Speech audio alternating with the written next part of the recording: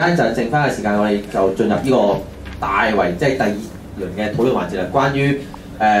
無論頭先二拎講嘅，即係佢用 David Harvey 嘅睇法去講，即係無論係生產同消費上，我哋都係俾晒地產商或者俾晒呢個霸權剝削嘅一個狀況，可以做一啲討論或者一啲有疑問可以提出之外，亦都可以就住可能大家有啲頭先仲未講嘅，仲未好想而未講嘅，都可以趁呢個機會講出嚟。咁就而家可以隨便舉手啦。係呢度一位。我想承接頭先二丁姐講嗰度講多少少啦，因為我覺得喺文化霸權嗰個部分咧，仲可以結合翻香港嗰個實際情況，因為我諗有個問題就係對好多市民嚟講，其實佢唔會理解為即係嗰個係一個剝削。咁呢個我覺得係喺文化嘅意識上，其實呢個即係呢個咁需要對好多一般人嚟講，其實你冇呢套語言冇呢套思考方法嘅時候，咁其實你點能夠說服佢係一個剝削咧咁樣？咁點解我對大多數嘅人嚟講，其實佢唔會覺得我剝削？因為其實喺香港現實嘅處境，對好多人嚟講，其實佢覺得最大嘅問題就係點解我冇咗上車然後即係揾快錢嘅機會啊嘛？即係呢個係即係唔係話個理論上即係有咩問題，而係香港呢個係經過過去嗰20-30年成個社會結構各方面唔同嘅環節，去養成咗大家有一種咁嘅意識。所謂70、80年代等等嘅人，嗰啲人嘅所謂嘅成功故事，其實好多時亦都係因為佢能夠又揾到機會上車。當初係即係90%按揭可以上車啦，咁樣收緊咗就70%就難咗啦。咁即係其實90%上到車嗰啲人，其實佢揾快錢嘅機會，其實又比70%按揭嗰陣時上車嘅人係容易咗嘅。咁而家當然係再難啲。咁變咗其實我諗，如果你真係要去處理個問題，其實就係要深入探討，其實你點樣去說服嗰啲人，其實即係嗰個係剝削啊。因為其實對好多人嚟講，其實佢最大嘅問題就係點解呢個意識會形成咁？除咗即係賺快錢，其實係一個即係一個問題啦。即係佢因為可能喺香港過去，其實你能夠上車跟住有條路嘅啫。一個就係你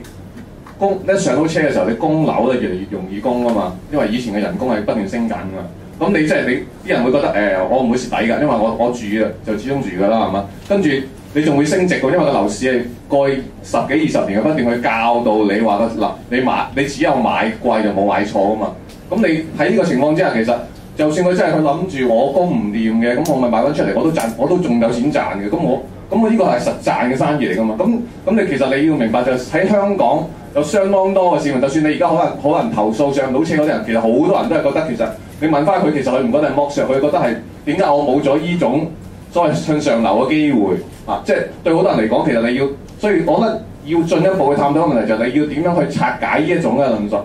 點樣去話俾佢知？其實你喺意識上點解呢個係一個剝削咧？咁樣，因為我完全唔會覺得呢個剝削嘅，我只係覺得剝削咗我即係買樓致富嘅機會啊嘛。咁呢個係一個問題。咁但係如果再進一步去，你話點樣去拆解一樣嘢？咁其實我覺得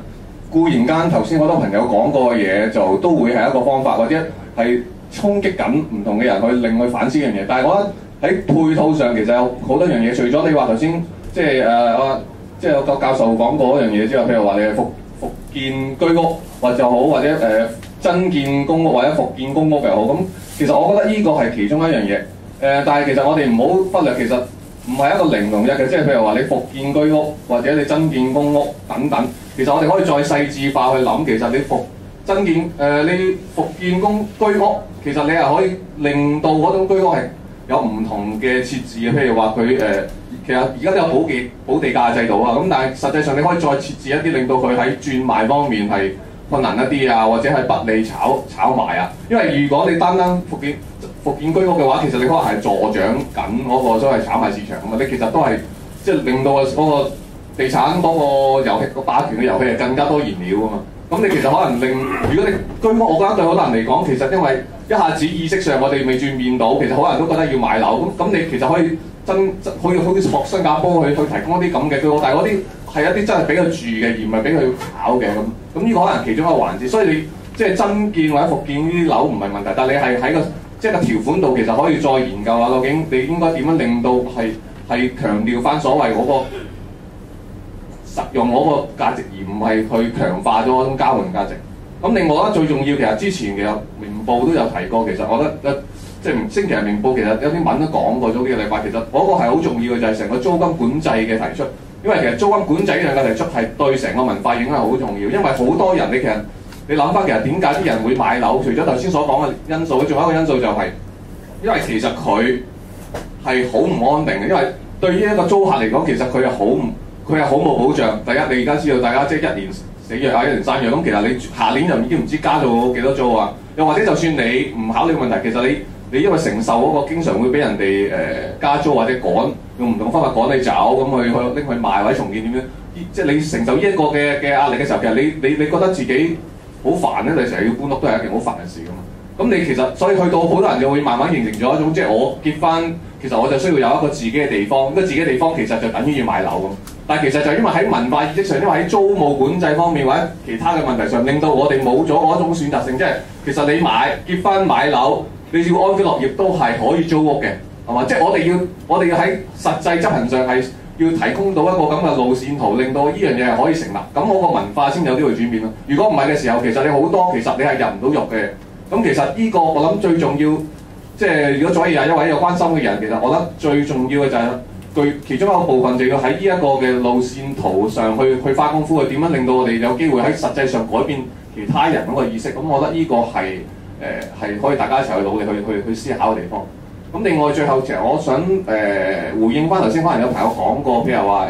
關於個癱瘓中環啊，或者點嗰個講法啦。咁我覺得呢個其實我覺得我覺得值得要思考嘅地方就係、即係我個想像其實你譬如話你做某啲衝擊行動去癱瘓佢話等等嘅時候，其實究竟係帶來一個正面嘅作用啦，定係反而係一個負面嘅作用啊？因為呢個其實牽涉到成個語言霸權嘅問題。因為你其實喺度做衝擊咁，但係其實跟住聽日全港市民問全港報紙，其實或者輿論上啲無黨係咁嚼你話你點樣破壞香港秩序，咁你個論述上你係完全處於劣勢，同埋你會俾人去妖魔化成為一個例子咧，變成咗你做類似嘅嘢更加難，或者去被妖魔化為你即係一種激進而冇建設性嘅嘢嘅時候，對好多大多數市民嚟講，其實你呢個行動咧，即係我唔係完全反對嘅行動，但係你要明白你個對象其實你可能令到好多人其實更加抗拒你推行嗰啲嘢。咁即係你點樣攞個平衡？我個所謂你點樣令到你嘅行動真係產生啊正面嘅效果係大於負面嘅效果咧？即係我覺得係任何採取所謂比較激進行動嘅人，需要思考同埋回答個問題。如果唔係嗰個行動其實只係滿足自己某一種即係衝擊嘅慾望或者自嗨咁，覺得呢個就變咗唔係一件太理想嘅事咯。